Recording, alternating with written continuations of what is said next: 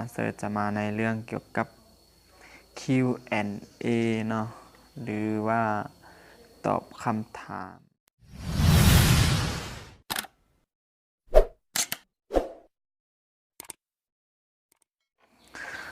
กาสบายดีพ่อแม่พี่น้องท้าทายสบายดีพ่อแม่พี่น้อง FC มดสุกุสุคนเนาะวันนี้ก็มาพอกันอีกแล้วเนาะกับอาเซอร์ในซ่องอาคา FC เนาะวันนี้มาพอกับอาเซอร์เนาะอาเซอร์จะมาในเรื่องเกี่ยวกับ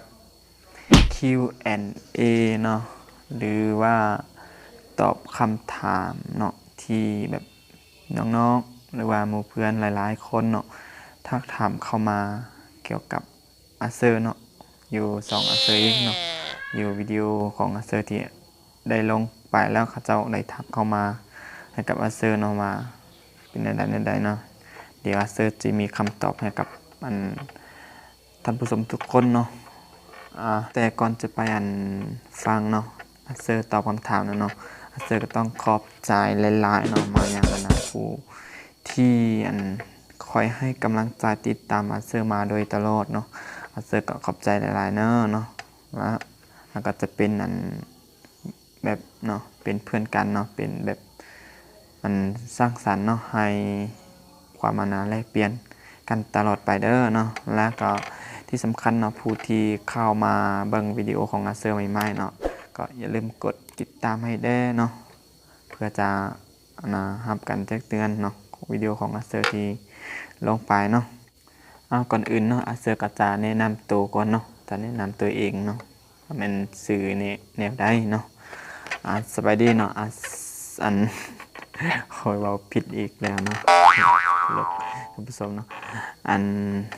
สบายดีเนาะ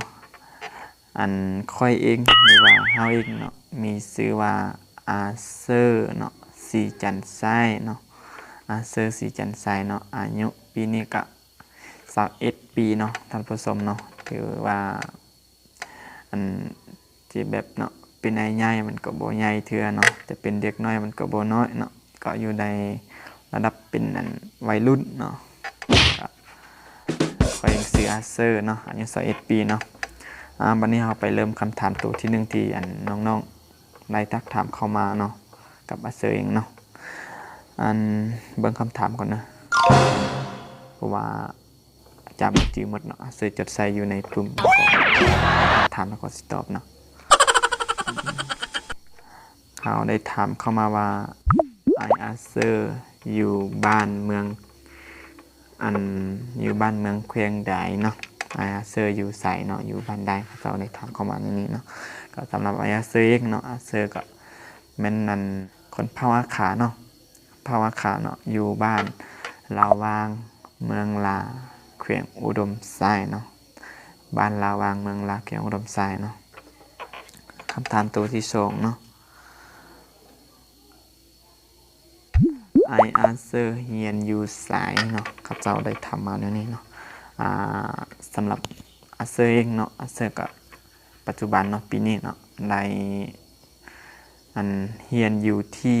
แขวงอุดมไซเนาะอยู่ในแขวงอุดมไซอยู่ในแขวงของอาเซอร์เองเนาะอาเซอร์เข้ามาเฮียนอยู่ในแขวงอุดมไซเนาะเฮียนแพทย์เนาะสายพยาบาลเนาะปีนี้เฮียนอยู่ที่ปีที่2เนาะท่านผู้ชม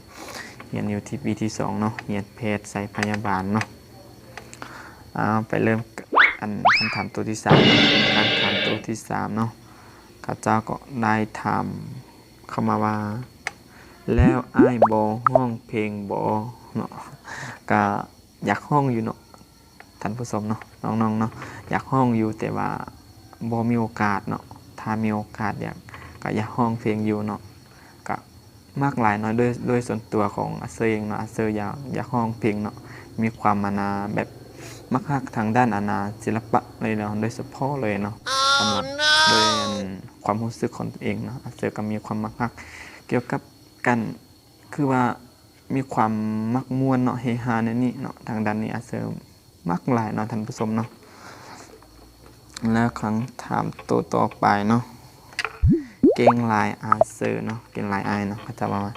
ขอบใจหลายๆเนาะถือว่าแต่ก่อนอื่นเนาะต้องขอบใจหลายเนาะแต่ว่าตัวเองเนาะ บ่เก่งแต่ว่าคือแบบคือได้รับคำชมเนาะจากน้องๆเนาะก็มีความภาคภูมิใจหลายเนาะดีใจหลายเนาะที่แบบมีความรู้สึกตื่นตันใจเนาะดีใจหลายคำถามโตต่อไปเนาะเขาว่าอันนี้จะเป็นคนอาคาเนาะเขาทำมาเนาะภาวะคาอยู่เขียงอุดมสายพงศรีลวงน้ำทานฮิตของจะบ่คือกันเนาะเขาจะว่าเนาะฮิตของจะบ่คือกัน แต่เป็นอาคาคือกันเขาว่านะเนาะอันก็เป็นอาคาคือกันเนาะแต่ฮิตคอนจะคือกันหรือบ่คือกันเนาะอันนี้ก็จะบ่ฮู้เนาะอาจจะเปลี่ยนเนาะเพราะว่าอยู่ต่างเมืองต่างแขวงเนาะก็ถึงว่าบ่คือกันเนาะเฮาก็เป็นอาคาคือกันเนาะฉะนั้นก็เนาะแชทถามหรือว่าคอมเมนต์มาที่ใต้คลิปวิดีโอนี้ก็ได้นะว่าอาคาบ้านเจ้านะมันแบบใดเนาะมันฮิตของแบบใดวัฒนธรรมแบบใดเนาะเอาคำถามตัวต่อไปเนาะก็เขาเจ้าถามอีกเข้ามาว่าไออาเซอร์อยู่สายเนาะอันนี้ก็ได้ตอบไปแล้วเนาะฉะนั้นอันนี้จะบ่ตอบเลยเนาะแล้วคำถามตัวสุดท้ายเนาะอาเซอร์จะเอาอันนะประเด็นที่ว่าแบบคนอาขาเฉพาะเนาะที่ได้ถามเข้ามาจึงเอาแต่คำถามแบบมันคือว่ามีความน่าประทับใจนิดนึงเนาะจึงมาตอบให้กับท่านผู้ชมเนาะคำถามตัวสุดท้ายเนาะเขาจะถามเข้ามาว่าเป็นยังคือบ่เว้าภาษาขาถ้าเว้าภาษาขาคือสิคักกว่าเนาะต้องขอโทษเด้อเนาะอันนี้คือเป็นภาวะขาเนาะที่ถามเข้ามาเนาะคือว่า อันนี้โดยส่วนตัวเนาะอย่าเว้าภาษาขาอยู่แต่ว่าแบบคือว่าเนาะนั่นตอบตรงๆในช่องอันของอาเซเองเนาะในช่องอาคา FCN เนาะโดยผู้ติดตามส่วนหลายเนาะก็จะเป็นอันแบบคนลาวคนไทยเนาะแบบคนส่วนภาเฮาเองนะคนภาวะขาเฮานะมันจะมีเนาะมีก็มีส่วนน้อยเนาะฉะนั้นถ้าจะเป็นว่าภาษาขาเนาะข้าเจ้าจะบ่ฮู้เนาะก็เลยอาศัยบรรยายเป็นภาษาลาวไว้ก่อนเนาะแต่ก็โดยรวมๆเนาะอันนี้ก็จะเป็นช่องอาคาโดยเฉพาะเนาะเพราะว่าตั้งชื่อเป็นช่องอาคา FC เลยเนาะฉะนั้นถึงว่าจะเว้าเป็นภาษาอาคาหรือว่าเว้าภาษาลาวภาษาไทยนะก็บ่เป็นหยังนะเข้าใจกันและกันเด้อเนาะเดี๋ยววิดีโอต่อไปก็จะมีเนาะว่าเป็นบรรยายเนาะบรรยายเป็นภาษาอาคาเนาะก็จะมีหลายกว่าเนาะจะมีหลายกว่าภาษาลาวเองเนาะฉะนั้นเข้าใจเนาะเข้าใจกันและกันเนาะสำหรับ Q&A หรือว่าเขาแต่ว่าตอบคำถามเนาะก็หมดลงเพียงเท่านี้เนาะถ้าท่านผู้ชมคนใดเนาะอยากถามอย่างอีกเนาะก็อย่าลืมคอมเมนต์มาที่ใต้คลิปหรือว่าเสิร์ชแบบจะจัดตอบ